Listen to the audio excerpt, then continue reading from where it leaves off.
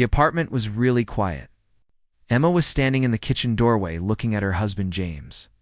He was sitting there staring at the television. The sound was off. The pictures on the screen did not mean anything to him.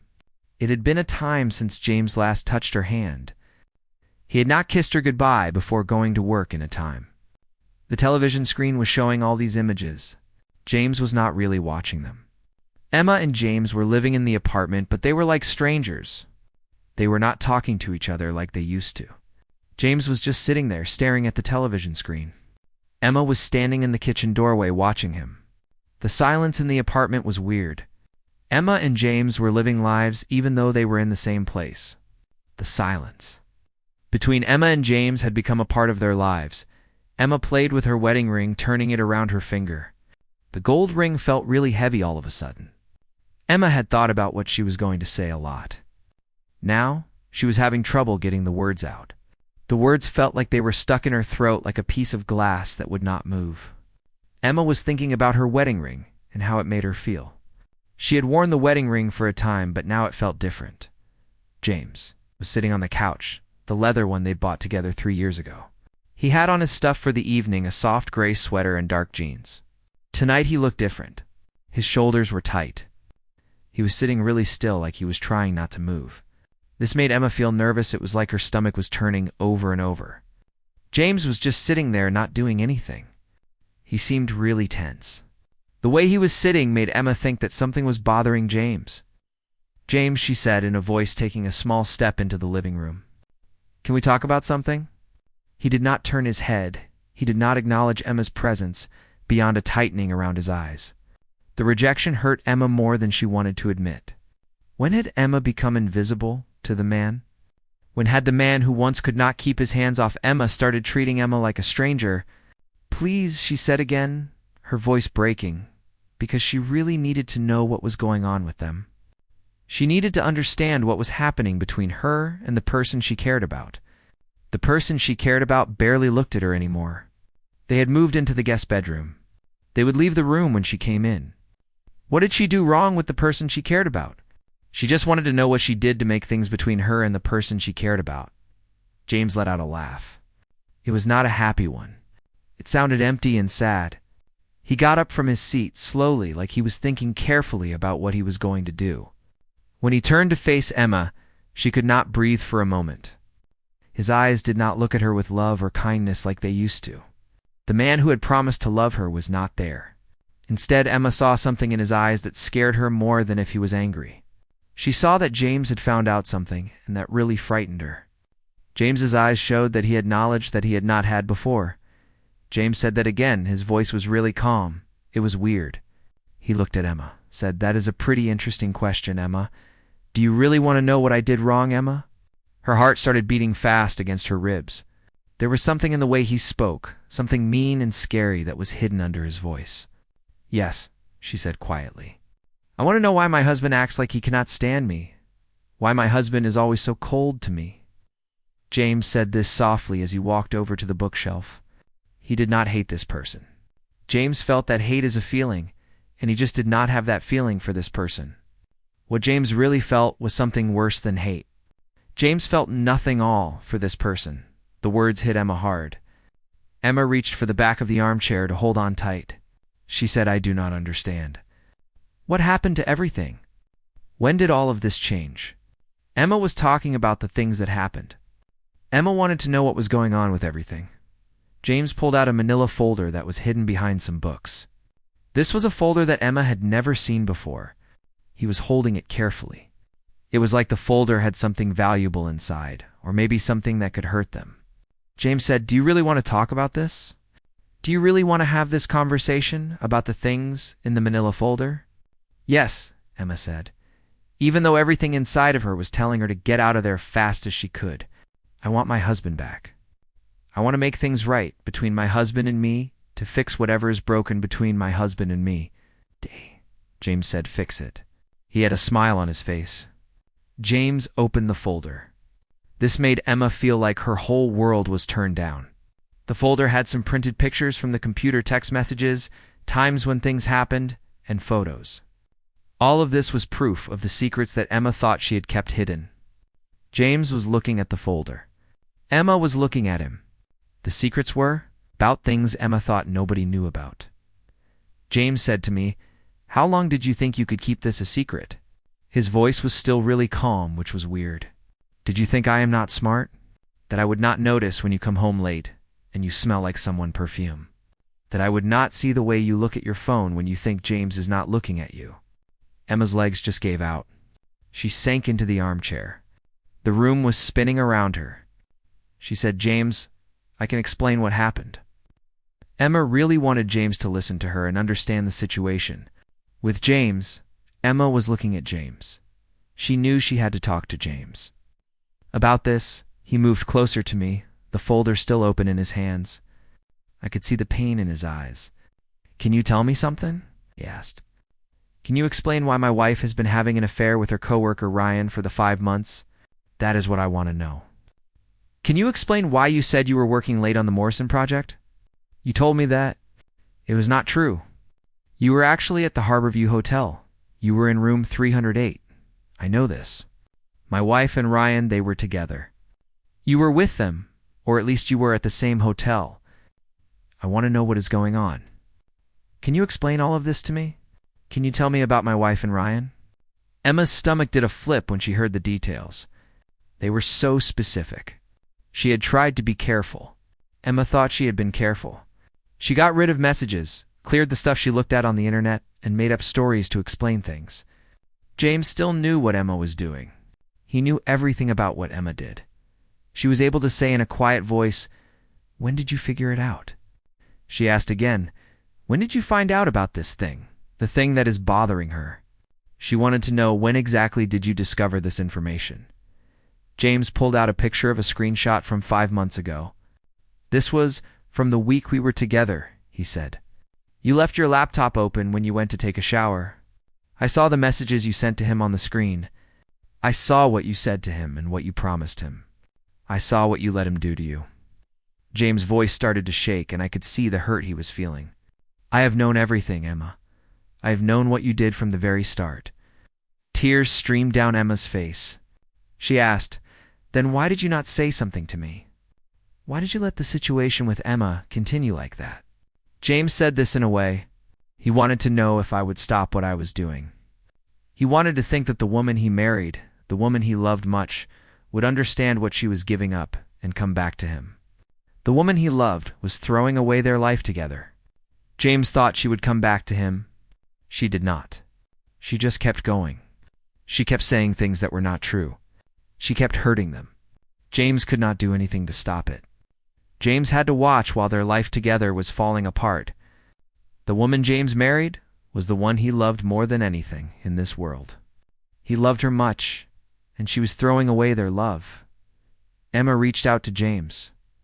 He took a step back. He told her, "Do not touch me." His voice was shaking. "You lost the right to touch me the time you touched James," he said. Emma said sorry. She was crying. She was really sorry. It was a mistake. Emma will stop it now. The problem with Emma and James can be fixed. They can go see a counselor. Emma wants James to not give up on Emma and James. Emma and James can try to make it work. Please, James, do not give up on Emma and James. James closed the folder. Put it on the coffee table between them. It was like a wall now. He said, "Forgetting something or saying something mean when we are fighting is a mistake. What you did was not a mistake. You made a decision. You made lots of decisions. Every time you sent him a message, every time you told me a lie, every time you let him touch you, those were all decisions you made, Emma. Now I am making my decision." Emma. He walked toward the bedroom, then stopped in the doorway. "I am going to my brother's place upstate for a week. When I come back, I want you to be moved out of the apartment. You can take whatever you want from the apartment. I do not care about the furniture or the dishes. I just want one thing from you, and that is for you to leave the apartment and not come back to my brother's place or my apartment. I just want this one thing from you." Emma looked up through her tears. She said, "I will do anything. Anything, please tell me. What Emma needs to do, Emma will do it." James told me to write everything down. He wants to know everything. when this whole thing began, why it began. He wants me to write down every lie I told him every time I picked him over our family. James needs to understand why the woman he cared so much would hurt him like this. The woman he loved, that is, me. I guess I owe James the truth, at least that much. James wants the truth from me. I should give it to him. He went into the bedroom. A little while later, Emma heard the front door shut. Now she was by herself in the apartment. Everything around her reminded her of the life they had made together. It was a sad feeling. Emma thought about what she had done. She felt bad. She realized she had messed everything up for something that was never really true. Emma sat at the kitchen table. The sun was coming up over the city. She had a notebook in front of her. She had called in sick to work because she did not want to go to the office where Ryan worked. It was just too hard for her to pretend that everything was okay when her life was actually falling apart. Her hands were shaking really badly as she picked up the pen to write what James had asked her to write. She was trying to figure out how to start writing this confession that James had demanded from her, the confession that James wanted her to make. The apartment was really quiet without him. It felt empty. Every corner of the apartment had memories of their life together. The coffee maker that he got for her on their anniversary was still there. She remembered the dining table where they had many meals and talked about everything. The couch was where they fell asleep watching movies together, holding each other. Now, all of these things reminded her of what she did to him. The apartment and everything in it reminded her of her betrayal of him. She took her pen, put it on the paper. Then she started writing with the pen. The pen moved across the paper as she wrote. She was writing with the pen. It started in September at the company strategy meeting. Ryan transferred from the Seattle office to lead the digital marketing division at our company. He seemed like a nice guy and he was very confident, which is what I thought I wanted in a person. The digital marketing. I were assigned to the same project team for the holiday campaign. At first, the digital marketing division and I only talked through work emails and meetings. Everything about the marketing division and me seemed very professional and totally innocent. Emma thought about the old days. She remembered how Ryan used to like her ideas when they were in meetings. He would invite her for coffee. It seemed like no big deal. But things changed slowly. They went from being co-workers to friends. Then it became something really bad. Emma thought about how Ryan had changed from a colleague to a friend to something that was not good, all something darker. He asked for my number so we could talk about the campaign materials over the weekend. I handed it over without giving it thought. At first, the messages were pretty casual. Soon they became really personal. He would send me messages late at night asking about my day, telling me jokes, and making me laugh. I kept telling myself that it was a friendship, that I could have friends who are men. The campaign materials were supposed to be the focus. Somehow the conversations with him became more important. He would talk to me about my day. I would talk to him about his. It was like we were really getting to know each other. I thought to myself, what is wrong with having a friend like that? It is okay to have friends. It does not have to be anything more than that. The words are coming fast now. I am writing down all my feelings of guilt and shame. These feelings are pouring out onto the pages. The pages are filling up with my guilt and shame. One night, you were working late on the Peterson account, and I was all by myself at home. Then Ryan sent me a text message asking if I wanted to go get some dinner, because we were both going to be working that evening. I told him yes. So we went to that restaurant downtown, the one that has seats outside. We sat there, talked for 3 whole hours. The way Ryan listened to me made me feel like he really understood me, like he could see what I was going through. The Peterson account was not on my mind when I was with Ryan at that Italian place. I told him things that I had not told you, like how I feel lost when it comes to my career. I also told him about wondering who I am outside of being a wife. I was feeling really unsure about things. My career is a part of my life, and I was feeling lost. Then there is the fact that I am a wife, but who am I beyond that? When he walked me to my car, he kissed me. That is when I should have stopped him away. I should have said that what he was doing was not okay and reminded him that I am married to my husband. I did not do that. Instead, I kissed him back. At that moment, the kiss made me feel something that I had not felt for a very long time. The kiss made me feel like I was being reckless. It made me feel alive, and it made me feel like someone actually desired me. Emma wiped away tears from her cheeks. It made the ink on the page all blurry. The memory of that kiss still makes Emma feel really bad about herself. It is not because that kiss was not exciting. It is because that kiss was exciting. Emma chose that feeling over the promises she made when she got married. Emma remembers marriage vows. She knows she did not keep them. The memory of that kiss and what Emma did is still really upsetting to Emma. That night was like a switch. After that night, things with him started to get really serious. We began to see each other all the time. We always said it was because of work. We would have lunch together, then go to a hotel. We would have meetings at night that were supposed to be about work. Really, we just wanted to be together. I started to tell a lot of lies. I would tell you that I had to work, but really I was with him. I would say I had dinner with clients. Really, I was in his bed. It got easier and easier to tell lies.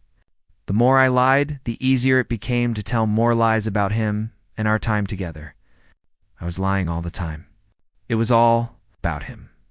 She wrote about the hotel rooms. These hotel rooms were always paid for in cash, so she could avoid leaving any records. The hotel rooms. She would take a shower before she came home to you. She would scrub her skin hard to get rid of any signs of what she had done. She did not want you to know about her infidelity. The burner phone was something she bought to talk to him. She wanted to keep their conversations private, so she used the burner phone to keep their messages separate. From her regular phone, she was very careful. She made a separate life. A double life. The hotel rooms were a part of this double life. I thought to myself that I could handle my marriage and the affair at the time. I figured that if my husband did not know about the affair, then it would not bother him. I told myself that my marriage and the affair were two things, that they did not have anything to do with each other. Now I realized that I was completely wrong. Every single moment I spent with Ryan was a moment that I took away from my marriage. Every single lie that I told my husband made our marriage a little weaker. The affair and my marriage were not things like I thought they were. The affair affected my marriage in a way. Every moment with Ryan was a moment stolen from my husband and me. Every lie I told hurt our marriage a little more. By the middle of the day, Emma had written in 25 pages. Her hand hurt a lot, and her eyes were sore from crying much, but she made herself keep going.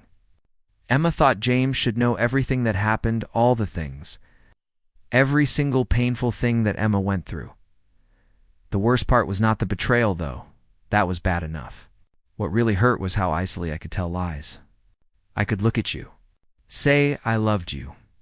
Then I would spend the rest of the afternoon texting. Ryan. I was able to separate my feelings well that I almost believed my own lies. I became a person I did not know, a person who could be mean in ways I never thought I could be. I was someone who could do things to the people I loved like you, and that is a hard thing for me to accept about the lies and the physical betrayal. And the things I did to you. Her phone was ringing on the table. Ryan's name was on the screen. He said, "Hey, beautiful, I missed you at work today. Is everything okay? I want to see you tonight." Emma looked at the message. She felt disgusted. She was not disgusted with Ryan, even though Ryan was to blame for going after a woman.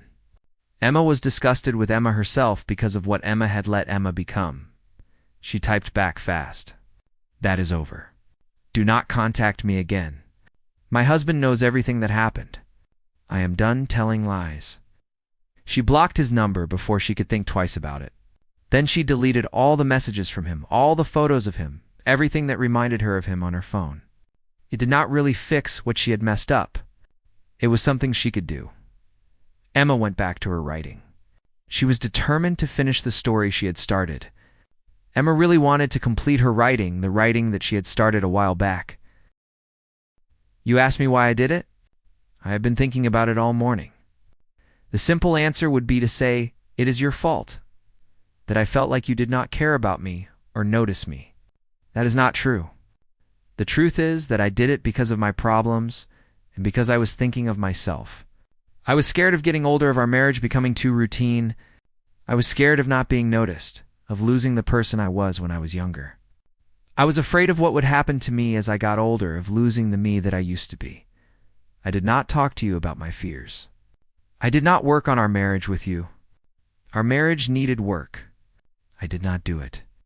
I went for something that made me feel like I was young again. I liked the excitement of it. It was easy. I did not want to do the work to make our marriage good. I chose to be with someone because it was exciting. This new relationship made me feel good for a while. Our marriage was special because we loved each other for a long time. Our marriage had love that we made together over the years.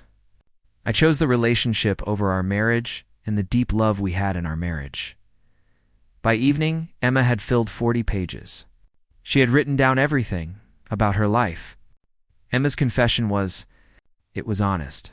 Emma had written about all the things she had done. Emma had written about the lies she told and the hotel room she stayed in. Emma had even written about the times she was weak. When Emma read what she had written, she felt really upset.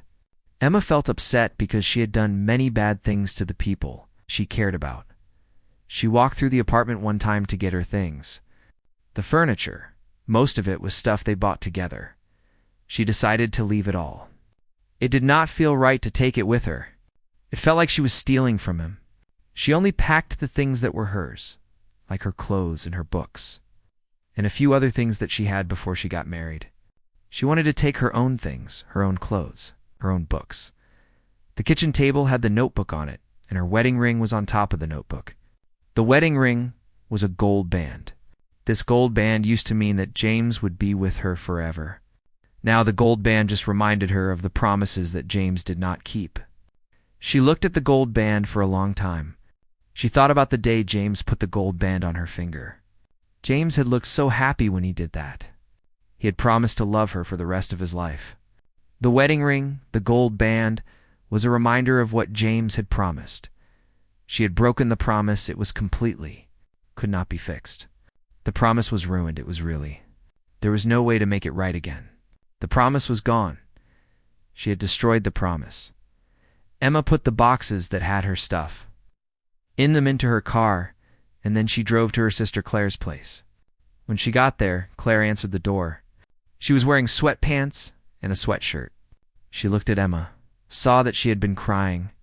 So Claire just pulled Emma inside without saying anything? Emma said that he knows, and then she just fell into her sister's arms. Claire held her tight while she cried hard. Claire did not say things like, "Everything will be okay." They both knew that this was not something that could be made better with words. Claire and the woman both understood that. Claire asked, "Emma, what happens now?" in a voice when Emma's tears had stopped. Emma said that she found an apartment. Then she hired a lawyer. Now, she is trying to figure out how to live with what she has done. Her voice sounds really empty. Emma destroyed her marriage for something that was never real. She threw away the person she has ever known, which is her husband, for something that was just a fantasy. The affair with someone else, the marriage with her husband, was the best thing that ever happened to her, but she threw it away for something that was not even real, the affair. Emma is talking about her marriage and the affair and how it made her lose the person she has ever known. Do you still have feelings for James? Do you still love James? The question really got to Emma's heart. She said more than anything, "I think I have always loved music. I just lost track of it somewhere. I got bored.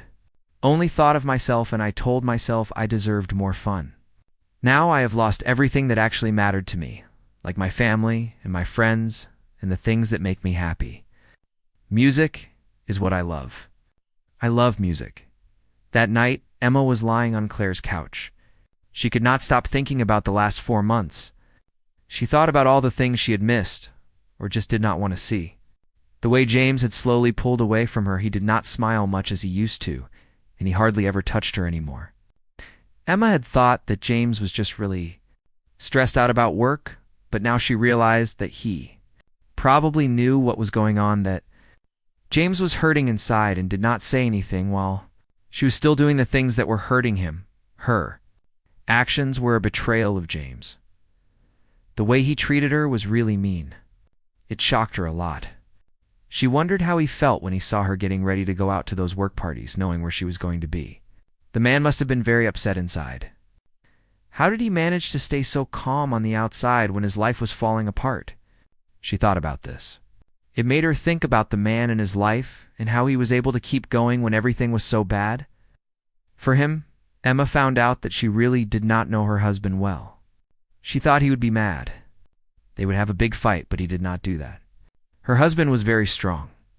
He just stepped back and watched what was happening. He loved Emma much that he wanted her to come back to him on her own, but he also loved himself enough to let her go when she did not come back to him.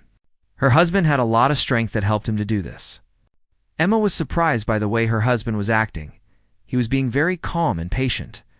This was something that she had not seen before in her husband. She had not thought James was as strong as he was.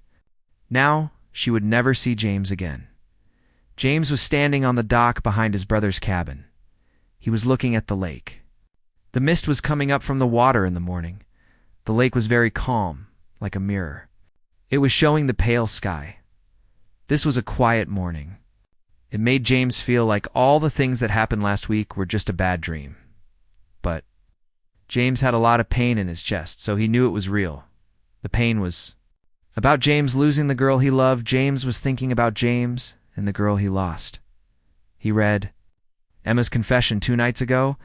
It was really long, 40 pages. He made himself read every word. It was hard because each sentence hurt him. He wanted to understand what was going on. He wanted to know what Emma was thinking. He wanted to know how the woman he loved could lie to him for long. He loved Emma. He could not understand how she could do this to him. The writing had surprised him. He saw that she really knew herself. What she wrote showed that she knew what she did was wrong. She could say what her mistakes were, and that was very sad. Knowing what you did wrong and doing something different are not the same thing. The writing showed that she understood her mistakes. Her self-awareness was deep. She still chose to do the wrong thing every time. She had chances to do the right thing, but she always chose wrong. The thing that really got to me was, when I read about how alive she was when she was with Ryan, she felt young and crazy, like she could do anything. This made me think that when she was with James, she felt old and trapped and stuck. Her marriage with James had become like a prison to her. It was stopping her from being the person she really wanted to be. The marriage with James was holding her back. It was taking away the person she wanted to be, the person she was when she was with Ryan. A person who was young and reckless and free. His phone was buzzing in his pocket. It was his brother Thomas, checking in with him again. Thomas said, "Coffee is ready when you want it." There is no pressure from Thomas to drink it now. James was really thankful for the way Thomas handled things. When James first got there, his brother was very angry for James. Then his brother just listened to James and gave James the time James needed to think about everything that was happening to James. Thomas was very patient. With James liked that Thomas did not rush James. James walked into the house. Thomas was already in the kitchen. Thomas was pouring coffee into 2 mugs. James thought about how his wife Rachel had taken the kids to her mother's house for the week. This was really nice of Rachel because it gave James some time to himself. James could just be himself, not have to worry about the kids. Thomas and James were going to have some coffee. Thomas asked me, "How are you feeling?" Then he slid a mug across the counter to me. James said that he feels like he has been hit by a truck. He feels really bad. At the same time, his mind is very clear. It is a feeling. James wants to know if that makes sense to people. He is talking about how he feels now. The feeling of being hit by a truck and being clear at the time is what James is trying to explain. That makes sense. Sometimes you really have to hit rock bottom before you can figure out the way with your life and the things that are going on. It is like you have to be at the point to understand what you need to do next with the things that are happening to you and the people around, like your friends and family and the situation you are in, which is usually the rock bottom. James wrapped his hands around the mug. He said, "I keep thinking about all the things I missed with my marriage. The signs I ignored or did not notice with my marriage. I got too comfortable with my marriage, too complacent with my marriage. I assumed my marriage would be fine, without me putting in any effort into my marriage." Thomas's voice got really sharp when he said, "Do you really think it is your fault that she had an affair?" James said no, really fast. What Emma did is her problem. She is the one who made those choices. Now I am thinking that I gave up in other ways. I stopped doing things to surprise Emma. I did not plan any dates for her. I did not ask her what she wanted to do with her life or what scared her. I thought that loving her was enough. I thought that our relationship was strong enough that we could just go through the motions. I was wrong. James thought about this, realized that love is not enough to make everything okay. Emma and James had a problem because James stopped trying. Thomas looked at his brother closely. So what do you plan to do, brother? James said we should move forward. He told me that he cannot change what happened. James said he can only control what happens next. James has been thinking a lot about the kind of person he wants to be after this. James wants to be someone who learned from this experience. James does not want to be a victim or someone who is destroyed by people who betrayed him. James wants to be someone who grew from it. That's remarkably mature of you, James laughed. It was a laugh that surprised them both. He said, "Do not give me much credit. I spent the 2 nights here crying and throwing things. Somewhere in all that pain I found something. It was clarity, maybe. It was just that I was really tired. Either way, I am done letting my problems with this define James. James is done with that." James' phone started ringing. It was his lawyer, Jennifer Chen. James went outside to answer the call. From Jennifer Chen? Jennifer said the papers are ready. She did not waste any time getting to the point. These papers are for a divorce. In Illinois, you do not need to say who is at fault. The divorce will be simple. You will get to keep the apartment because you can pay for it by yourself. Jennifer said that she will take her car. They will split the money in the savings account evenly, 50-50. This divorce should be easy because they do not have any kids or complicated things to divide. Jennifer said that the divorce papers are for a divorce. James wanted to know how something was going to take. How long will it take? James asked. If she does not say anything against it, the whole process will take at least 6 months. It could take longer if something goes wrong, but I do not think that will happen based on what you have told me about the divorce.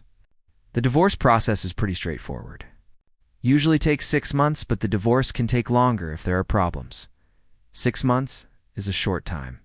It is half a year, which is not that long to end something that took years to build. James said, "Go and file the papers." He also said, "The sooner we start doing this, the sooner the divorce is done." The divorce, it is what James and his wife wanted. James said they should just get it over with. The divorce, it was not going to be easy. For James, he knew it had to be done. After he hung up the phone, James sat down on the porch steps. He just let everything sink in. In 6 months, James would not be Emma's husband anymore. The fact that he was Emma's husband had been a part of his life as a grown-up. Soon being Emma's husband would just be something that was not true about James anymore. It should have felt really bad. Instead, he felt something that surprised him. Relief. He actually felt relief. The situation should have been devastating. He felt relief. That evening, James took a long walk through the woods surrounding the cabin. The physical exertion helped quiet his mind. Let him focus on the rhythm of his steps, rather than the endless loop of questions and regrets. When he returned, sweaty and tired, he found Thomas grilling steaks on the back deck.